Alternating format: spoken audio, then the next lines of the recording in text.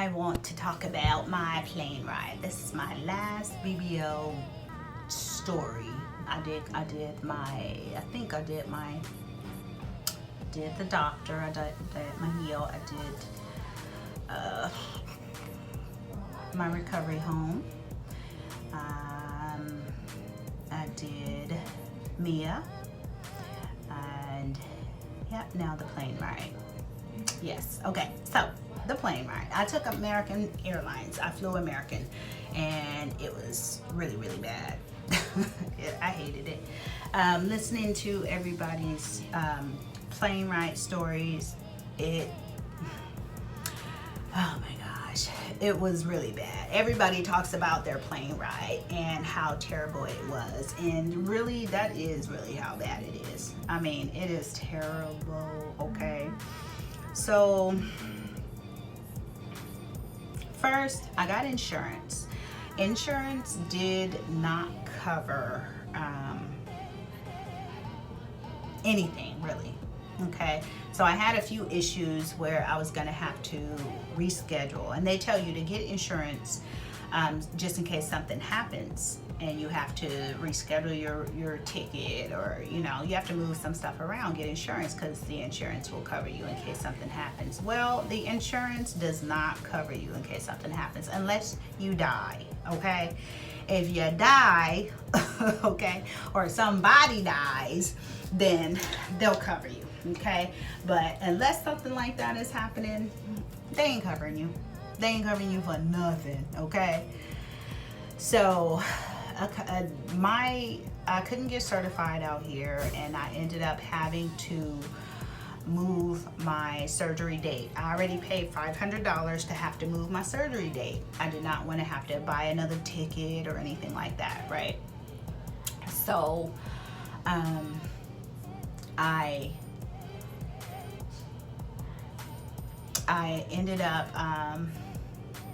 getting certified in Miami and staying an extra day to cover everything, because the insurance I bought didn't cover crap. Okay, I was gonna have to buy a whole nother ticket with American Airlines instead of it being covered or anything like that. It's not covered. So don't listen to that when they tell you pay for insurance or whatever. It's not gonna cover anything unless somebody dies, y'all. So don't waste your money on no insurance.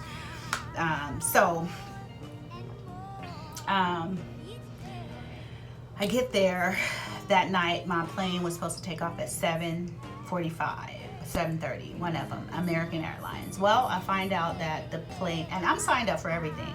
I'm signed up for a text alert, call me if something happened, all that, okay? I get there 2 hours early because you're supposed to be there early, right? I find out when I get there, my flight has been delayed. And I actually got there an hour before. I didn't get there 2 hours early. Actually, I got there about an hour before. I find out that my flight was delayed, and then I find out 10 minutes after that my flight has been canceled. So my ride has dropped me off. They're gone. I got to call them back and say, okay, flight has been canceled. Not only that, but I need you to drop me off in the morning because the flight is resuming in the morning. So thank goodness my ride was cool with that. And so get there in the morning time, okay, a little early, because like I said, you got to be there a little early. And everything goes smooth. The flight there was actually pretty cool. I didn't have any problem with the flight there. Watched a movie, got to Texas. When I got to Texas, I actually had to talk to Mia because I wasn't even sure if I was still going to be able to get my surgery on the same day. Because remember, my flight, I had already changed it, I mentioned, and moved it a day and paid $500.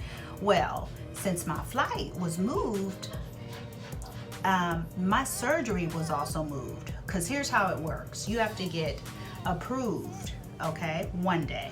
Then you have your pre-op appointment the next day, and then the third day you have your surgery.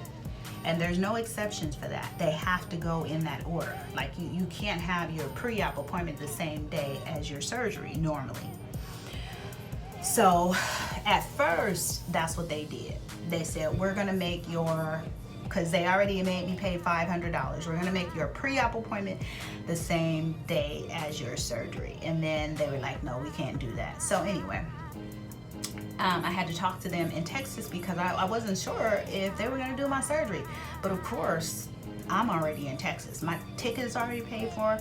My home is already paid for. Everything's already paid for, you know. So I'm like, okay, I need y'all to hit me back. And they're like, okay, we're staying in contact that way. Y'all need to hit me back. But I'm on and off the plane with the layover in Texas. So as y'all know, it don't work when you're on a plane. You're in airplane mode. So you ain't calling nobody, ain't nobody calling you. You getting Wi-Fi on the plane. If you ain't getting Wi-Fi on the plane, which means something is wrong with it, then you ain't getting Wi-Fi. You ain't using your phone because it's in airplane mode. So I'm like, okay, y'all got to make an exception and do something. Don't charge me another $500 because like this ain't my fault. And if I'm gonna be here anytime around my surgery date, then I got to be on this plane now. I have to be heading that way. You know, I got check-in with the recovery house at a certain time, or else that money's gone. I have plane tickets that I have to actually use, that's layover at a certain time, and boarding and all of that stuff, or else that's gone. You know, I can't just have my surgery rescheduled again, you know. But anyway, they worked it out. Mia was cool about it. But I did have to have it rescheduled 3 times. The first time was because I couldn't get approved. My second time is because my plane tickets and the date that I was going to be there, and it had to go in that consecutive order with certification, pre-op, and then surgery. And then the third time was because they were going to give me my appointment and my pre-op, my surgery and my pre-op on the same day, and then they were like, no, we can't do that. So 3 times. I was down there for 4 days before I even got my surgery, which was kind of nice. You know, I got a chance to see everybody else and what was going through with them, what they were going through. And, you know, kind of learn some things. That's another reason why it's good to be in a surgery home with the other girls, you know, other people that are going through similar things, surgery, you know. You don't feel so alone, and you can learn things. So anyway, so I went through that, and then I went through surgery. So when I got home, get wheelchair assistance, y'all, because that wheelchair assistance helps so much. Getting there wasn't a problem. Of course, I didn't have surgery, so I'm walking around, everything is cool, everything is great. You know, coming home, total different story. Total different story. Yeah, coming home is like, it's night and day compared to what you're gonna go through getting there. So don't get that twisted, y'all. Don't think that coming home is gonna be a piece of cake like it was going into your surgery, because it is not, okay? Get wheelchair assistance, okay? You're not going to be able to get through that airport unless you're taking someone with you and you're not staying in a home. You can't get through that airport as quick to meet your flights, okay? So that might be a problem unless you get wheelchair assistance, because wheelchair assistance is going to push you to your next flight, okay? That's what they're there for. That's what they're expected to do. As long as you get to the airport on time, you will get pushed to your next flight with wheelchair assistance. They'll be there for you. So I got my wheelchair assistants, and if I didn't have them, I would have missed my flights. I would have straight up missed my flights. I wouldn't have been able to get to the next flight on time. That just wouldn't have happened for me without wheelchair assistance. They pushed me to my next flight. I had no idea where I was even going, y'all. I had no idea. I'm in the Dallas airport. I don't know nothing about it. I'm moving like an old lady, you know, moving around like, you know what I'm saying, old lady. I got this big old caboose on me. I'm barely moving, period. I got to sit up and down, use my BBL pillow to get up and, oh, it was a mess. It was a mess. Y'all, I was on medication, and in between getting there to my next flight and my layover in Texas and getting on the plane to come home, I cried in the airport. I did. The man was like, "Oh my gosh, ma'am, why are you crying? Don't cry." I was like, "I'm fine." I don't know what's wrong with me. I just can't do this right now. I just need a minute. Give me a minute. And I think it was the medication. I think it was the pills. I hear that a lot with the ladies. When I still watch BBL videos, so I hear that a lot. You know, it's the medication. You feel kind of emotional. And I was. So when I pulled myself together, the guy was like, "Okay, are you ready to go?" I was like, "Yeah, I'm ready to go. We can roll. He was like, "Okay, we'll go over here and get some free voucher for some food or something." I was like, "I don't need no free voucher for no food. I'm fine, but thank you." I ain't think about no food. You don't really have an appetite when you're going through that. You don't have anything, and you don't want to eat anything. You know, for a few days you kind of feel like that. Like you don't want to eat anything. Last thing you want is to think about some food. You know, you got to force yourself to eat though, because you can lose your fat that way. You don't eat for like 3 or 4 days, honey. That's half your fat gone. So you got to eat. So when I came home, I made sure I got me a burger on the way home. My baby girl dropped me off. I wanted a burger, and I got the burger, and then I didn't want to eat it. I just wanted it because in the recovery home, they don't allow you to eat all that crazy stuff. Like, you can't eat all that stuff. They don't get all that stuff for you. They don't even offer that for you in your packages if you're paying for your packages, which is fine. I had seafood. So since I had seafood, I had lobster, I had fish, and I had shrimp like every day, and rice and mashed potatoes and broccoli and stuff. And it was really good, tastes really good and everything. So it was good. I had good food, but yeah, I didn't have coffee for a week. I couldn't wait to get to the airport. I got me a Starbucks. I was like, Starbucks. I wanted coffee, and oh my gosh, I couldn't wait to get back home. So I got a burrito while I was out there, 2 burritos, as a matter of fact, from this little Mexican restaurant or Latin restaurant that was downstairs from Mia Soul, S-O-L, I think that's what they call it, the Del Sol one or Soul one, whatever. It's not the new one, the other one. The one that has a parking garage under it. If you've been there, then you know what I'm talking about. And there's this little restaurant down there. And I got a burrito. 2 days I was able to get a burrito and eat my burrito there. So it was pretty cool. Not eat my burrito there, but at the home. So it was pretty cool. But anyway, so I got home.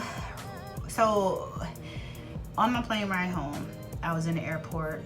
I cried. I finally got on the plane. That last plane going home was crazy. Okay, so we got stuck in the air for 45 minutes circling the airport. Now, I can't sit on my butt. Sitting on your butt is terrible. Sitting on your butt is terrible. It hurts. I have to go up and down, up and down. The first plane ride was a little easier because we didn't get stuck in the air, but it hurt. Now, when I got to Dallas to come home, we circled before we got off the plane. We circled and circled and circled. The second plane was delayed as well, and it was due to weather. So second plane was delayed as well. We circled the airport for 45 minutes, and I'm terrified because coming home, you can have a blood clot because you're up in the air in the airplane. So they tell you gotta be careful with that, you know. So I'm stuck in this down plane. So I'm walking around. These people are hella rude, you know what I'm saying? Looking at me like I'm crazy and stuff because I'm this big black girl with this big butt. Obviously got surgery on my butt or something. They don't know though, but you know. Anyway, I smell like a hospital. It was terrible. So I'm walking up and down the plane, Freaking flight attendant was rude, you know. Ma'am, you have to sit down. I'm not sitting down. Okay, this plane ain't going nowhere. We ain't landing. I sit down when we land. Okay, and she was like, And I was like, shoot, told me to sit down. I listened to her the first time and I sat down, you know, and then I was like, and then we got delayed again. He was like, we ain't going nowhere for another 15 minutes, the captain. So I got back up. Look, y'all ain't finna have me dying up in here. Shoot. Then we got delayed another 15 minutes. And then he was like, after the fourth or fifth time, he was like, y'all gonna hate me. And I was like, yes, I hate you. I hate all y'all. I hate everybody. Y'all gonna hate me. We're delayed for another 15 minutes or until the clouds move or something like that. We can't see. Anyway, so I think that's what it was too, getting off the airplane, just being afraid that, you know, like I could have a blood clot, you know, flying home, like y'all trying to kill me. What's wrong with y'all? So anyway, I finally got home and that was terrible. Everybody was rude and it was just terrible. Passengers were rude. When I got off the plane, the devil was against me. Everybody was just trying to just kill me. You know, it was terrible. I finally made it home safe, y'all, though. But I can tell you that the worst thing about this whole trip, and the only thing that happened to me that I would complain about, and that was just really, really bad. And y'all know, because I've talked about this trip, and this is the only thing that I really had bad to say, was my flight. That was the worst thing in the world. American Airlines sucks. Okay? If y'all have the opportunity to fly Delta or somebody else, fly somebody else. Don't do American. Don't do American. The people are rude. I bet he couldn't have it. You know, there was one captain. He was very nice. He grabbed my bag on the way out. He was like, ma'am, are you okay? Do you need some help? Is someone helping you? This very nice captain. He was really nice. So, everybody else.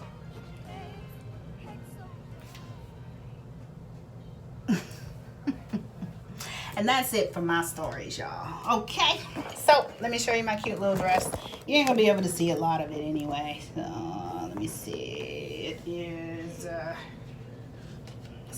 roughly dress. You guys can't see it.